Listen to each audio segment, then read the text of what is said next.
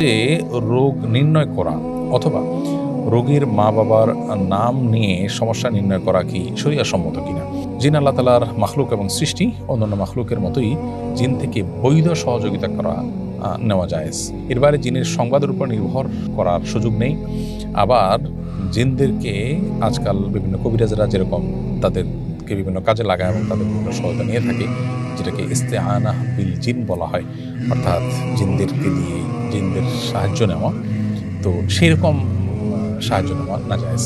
মৌলিকভাবে একজন মানুষ, সাধারণ মানুষ থেকে সাহায্য নেওয়ার মতো সাহায্য নেওয়া ঠিক আছে, কিন্তু তাকে দিয়ে তার যে আল্লাহ তাআলা একটা বিশেষ শক্তি দিচ্ছে সেটা দিয়ে সে আপনাকে বললো অমুক জায়গায় এটা হচ্ছে, সে একটু দূরে দেখতে পায়, সে তথ্য আপনাকে দিল, গায়েব জানার মতো এরকম বিষয়গুলো তাদের সহযোগিতা নেওয়া জায়েজ নয়।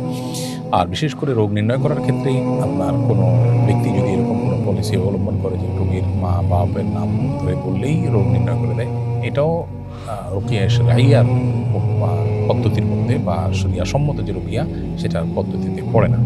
এ ধরনের ব্যক্তি থেকে বিরত থাকা উচিত এবং এই ধরনের ব্যক্তির সাহায্য নেওয়া থেকে বিরত থাকা উচিত এবং তাদের থেকে দূরে থাকা দরকার। মানহা, আপনি আইডি থেকে লিখেছেন বদনজর থেকে কিভাবে রক্ষা পাবো?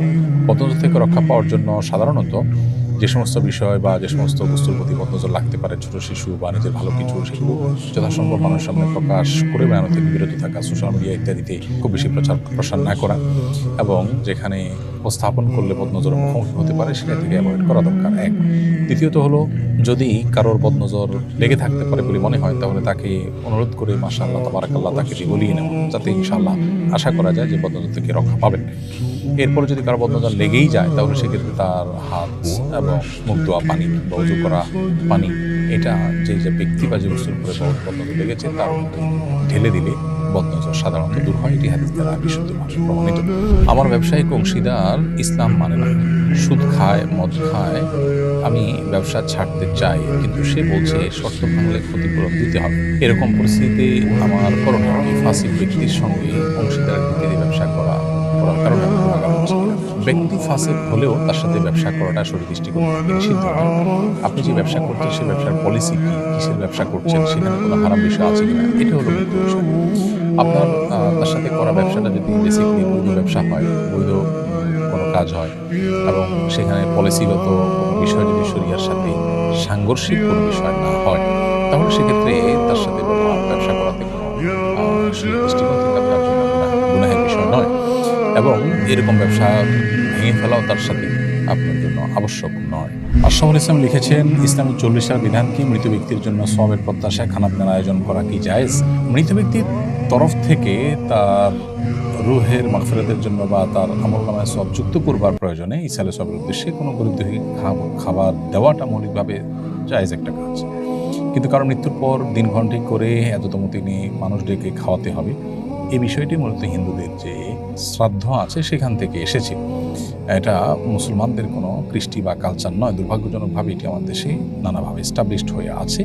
এই ধরনের দিনক্ষণ ঠিক করে আপনার খাবারের আয়োজনটা বিদআতে পরিগণিত হবে। সাধারণত এমনি মৌলিকভাবে যে কোনো সময় গরিবকে আপনি খাবার বিতরণ করলেন বা টাকা পয়সা দান করলেন, তরফ থেকে সেটি জায়েজ আছে। এই দুনিয়ায় যে যত বেশি খাবে হাসরের ময়দানে সে তত বেশি ক্ষুধার্ত হবে। কথাটা সত্য কি না?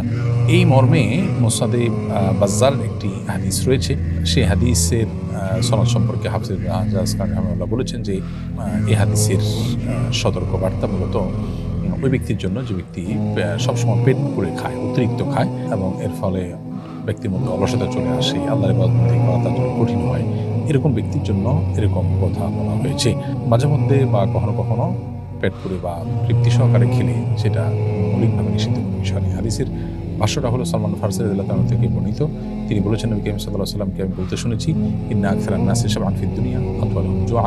দুনিয়াতে যারা সবচেয়ে বেশি পেট পুরে খায়, পরিতৃপ্ত হয়ে খায়, তারা আতওয়ালুহুম জুআন ফিল আখিরাত, আখিরাতে সবচেয়ে বেশি ক্ষুধার্ত থাকবে, সবচেয়ে দীর্ঘ সময় ক্ষুধার্ত থাকবে। তো এই ধরনের হাদিস আরও বিভিন্ন বর্ণনা রয়েছে এবং হাদিসটি হাসান পর্যায়ের এবং এর আরও বিভিন্ন সবাহে তাদের সমপর্যায়ের আরও কয়েকটা বর্ণনা রয়েছে। মৌলিকভাবে হাদিসটি গ্রহণযোগ্যতার লেভেল পর্যন্ত যায়, তার মর্মন্তদের গ্রহণযোগ্যতার লেভেল পর্যন্ত যায়। কিন্তু এখানে উদ্দেশ্য হলো যারা সবসময় পেট পুরেই খায় এবং অতিরিক্ত পেট পুরে খাওয়া, এটা মানুষের অলস ইত্যাদি আনার কারণে মূলত উৎসাহিত করা হয়েছে। মৌলিকভাবে মাঝে মধ্যে পেট পুরে খাওয়া বা পরিপূর্ণ পেটে খাওয়া নিষিদ্ধ নয়, তবে পেট খালি রেখে খাওয়া এটাই হলো সুন্নাহ এবং নবী সাল্লাল্লাহু আলাইহি ওয়াসাল্লামের আদর্শ, এবং এটা আমাদের স্বাস্থ্যের জন্য উপযুক্ত উপযোগী। কিয়ামতের ছোট বড় আলামতগুলো কি কি? কিয়ামতের ছোট আলামত বলতে বোঝানো হয় সেই সমস্ত আলামতকে যেগুলো কিয়ামতের অনেক আগে থেকে দেখা দেয়। কিয়ামতের বড় আলামত বলতে বোঝানো হয় সেই আলামতগুলো যেগুলো কিয়ামতের ঠিক প্রাককালে শেষ মুহূর্তে যেটা দেখা যায়, যার ফলে আসলে মহাপ্রলয় শুরু হয়ে যায়, সেইগুলো হলো কিয়ামতের বড় আলামত।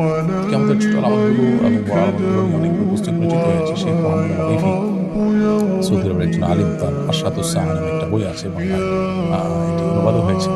এখানে কিয়ামতের প্রায় 150 আলামত উল্লেখ করা হয়েছে। তার 10টি হলো বড় আলামত, বাকিগুলো ছোট আলামত, অর্থাৎ 140টির মতো ছোট আলামত রয়েছে। যেমন বাইতুল মাকদিস বিজয়, নবী সাল্লাল্লাহু আলাইহি ওয়াসাল্লামের আগমনটাও কিয়ামতের একটা ছোট আলামত, অর্থাৎ ছোট আলামত বলতে ওই যে আগে ঘটে যাওয়া আলামত।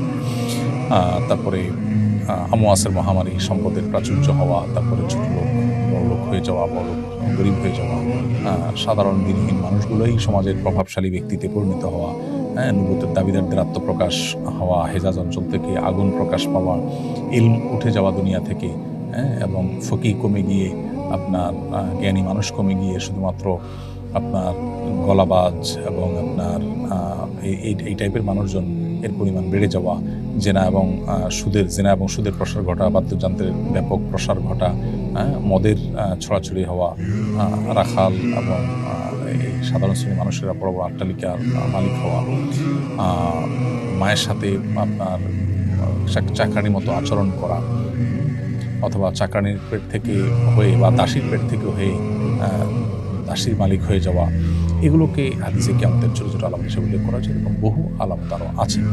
বড় আলামতগুলো যেগুলো কিয়ামতের ঠিক আগ মুহূর্তে প্রকাশ পাবে, সেগুলোর মধ্যে প্রথম হলো দাজ্জালের আত্মপ্রকাশ, এরপরে ঈসা আলাইহিস সালামের অবতরণ, এরপরে হলো ইমাম মাহদির আগমন, এরপরে ইয়াজুজ মাজুজের আবির্ভাব, এরপরে 3টা বড় বড় ভূমিধস, একটা পূর্বে, একটা পশ্চিমে, আর একটা আরও উপদ্বীপে। আর 6 নম্বর হলো ধোঁয়া, যেটা ইয়ামান থেকে নির্গত হবে, বের হবে। এরপরে পশ্চিম আকাশ থেকে সূর্য উদিত হওয়া, দাব্বাতুল আরদ নামক একটি প্রাণী পাহাড় চিরে বুক চিরে বের হওয়া এবং গোটা পৃথিবী প্রদক্ষিণ করা। 9 নম্বর হলো কোরআনের অক্ষর উঠে যাওয়া, কোরআন অক্ষর কোথাও না থাকা, কোরআন মানুষ অন্তর থেকে এবং কাগজ থেকে সব জায়গা থেকে হারিয়ে যাওয়া। এবং 10 নম্বর হলো এমন আগুন বের হওয়া যেটা মানুষকে ধাওয়া করতে করতে করতে এক জায়গায় সমবেত করবে। এগুলো সবগুলো হলো কিয়ামতের বা আপনার মহাপ্রলয়ের বড় আলামত বা একদম শেষ মুহূর্তের ঘটা আলামত।